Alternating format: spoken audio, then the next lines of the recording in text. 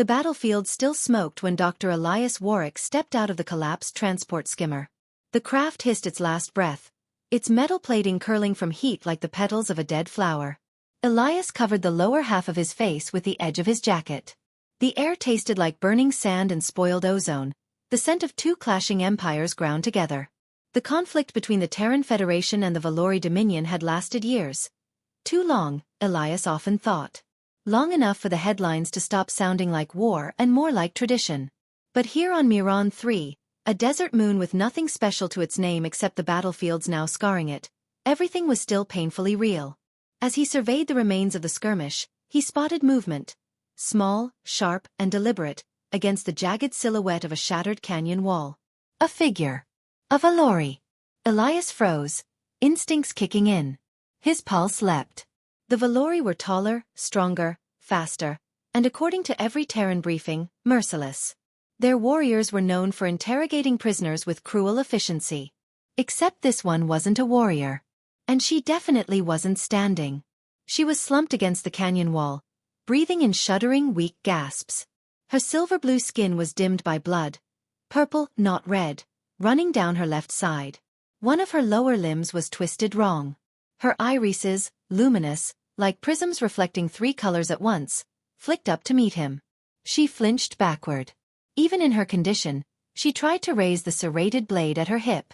The blade trembled far more than her hand did. She was terrified. And Elias realized, abruptly, so was he. But he didn't move closer. Not yet. Easy, he said, raising both hands slowly. I'm not with the combat unit. I'm a medic. Human, sure, but not here to hurt you. Her jaw tightened. She shut her eyes, bracing for the worst, for the torture she had surely been taught humans would inflict. Elias swallowed, his throat thick with guilt. If their roles were reversed, he might expect the same. He took a single cautious step. She reacted instantly, curling in on herself, shaking. Okay, he whispered. Okay. I'm not touching you. But he still took another step. And another. Beginning. The enemy at his mercy. Her breathing hitched as he came close enough to kneel beside her. Up close, Elias could see that her armor was shattered. Something, an explosion most likely, had torn through the plating and embedded shards deep into her side. Every time she inhaled, a wet, terrible sound followed. If he left her, she'd die in minutes. If he helped her, she might kill him when she recovered. He looked into her prism-bright eyes. Fear warred with pride there. Pride that refused to beg him for mercy. What's your name? He asked softly. She didn't answer. Her hands dug into the sand as if preparing for pain. He reached for his med kit and unlatched it slowly, deliberately. Her eyes widened as she watched him pull out a bandage roll rather than a weapon. You, she swallowed hard, her voice quiet but melodic, like distant wind chimes. You are not doing what your command would want. Probably not, he admitted. You torture, she whispered. Humans torture. That is what we were told. Elias paused. He let the bandage fall gently against the sand so she could see it. Plain, harmless. I don't torture, he said simply. I heal. That's my job. Her confusion flickered across her face. She watched him again as he reached for disinfectant. Her fear grew sharper, not because she expected pain, but because she couldn't understand why he wasn't already hurting her. He moved to touch her wound. She tensed, so violently that it looked painful. You're going to be okay, Elias murmured. He gently pressed gauze against her side. She gasped, shocked. Not from pain. From gentleness. Her entire body seemed to relax in a sudden wary disbelief. Her eyelids fluttered. You mend, even an enemy? She breathed. He nodded. Everyone bleeds. She stared at him, as if the concept itself was foreign.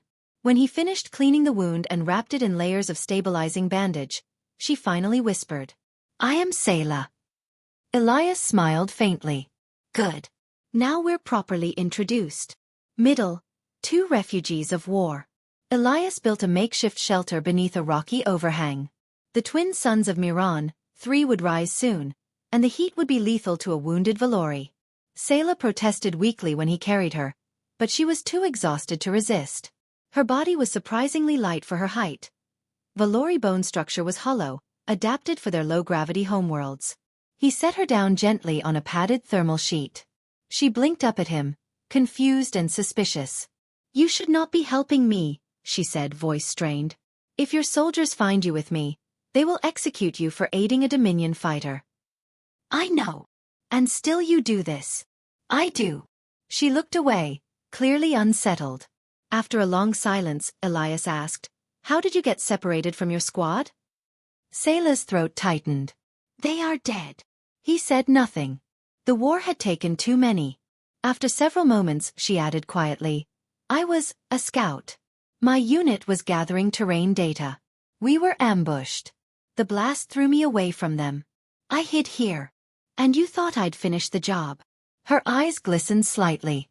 "Every Terran I have seen carried a weapon. None carried bandages." He chuckled ruefully. "Most don't. And most Valori I've seen carried plasma rifles, not." He nodded toward her blade. "That." Her gaze softened. "A Valori chooses her own weapon.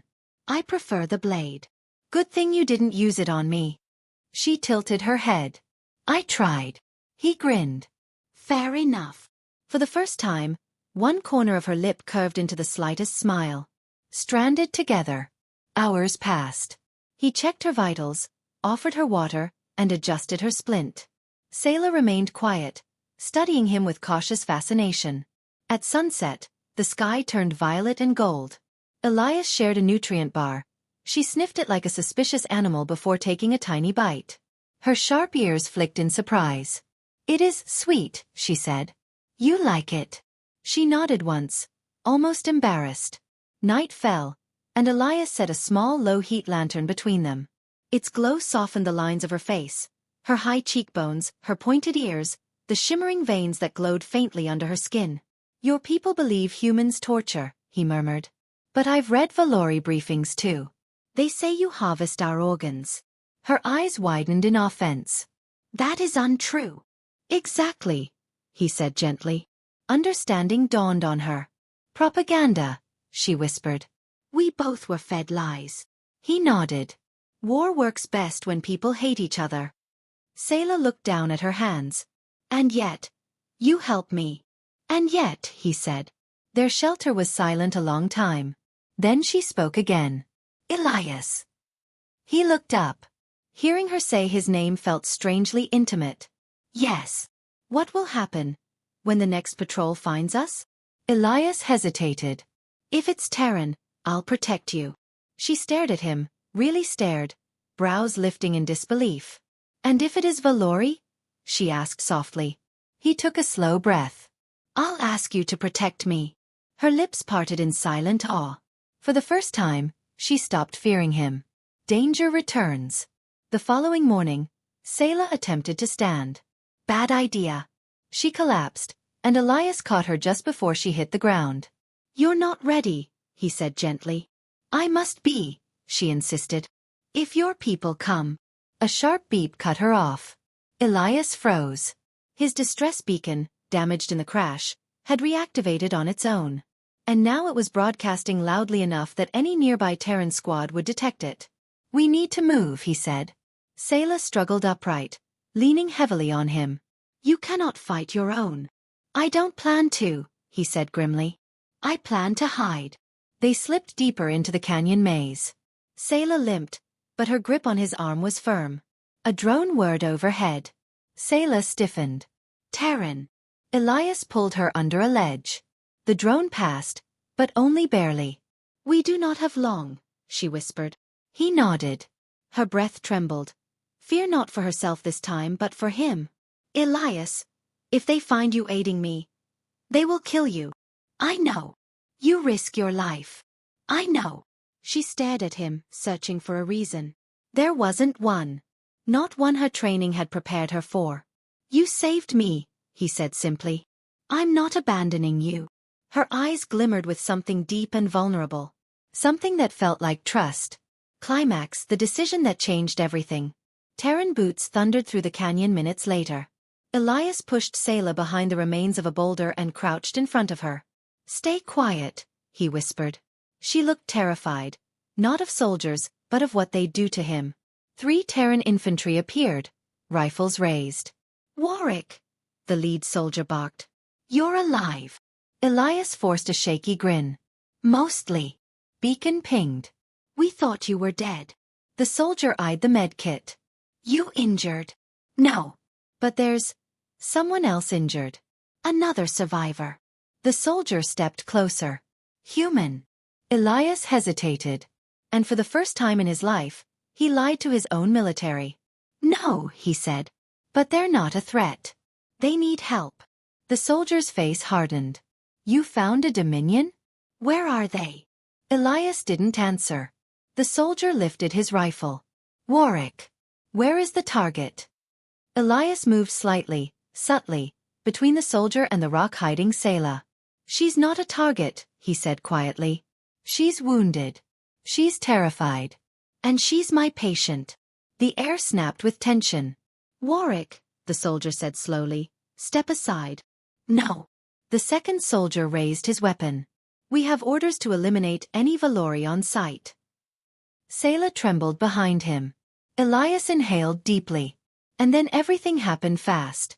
One soldier lunged. Elias pushed back. A rifle fired. A scream tore the air. Not his. Selah burst from behind the rock, using her uninjured leg to launch herself forward. With a swift, blinding motion, she knocked the rifle aside. Her blade flashed. But she didn't kill anyone. She only disabled them. Quick precision strikes to disarm, unbalance, and overwhelm. Within seconds, the Terran soldiers were on the ground, groaning but alive. Elias looked at her in astonishment. "You spared them," he whispered.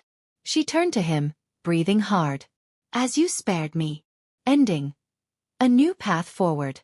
Elias helped Selah limp away from the canyon before the soldiers could recover. They retreated toward the horizon, where jagged cliffs rose like broken teeth. Selah exhaled shakily. "They will report this." "I know. Both our militaries will hunt us." "I know." She gave him a long, searching look.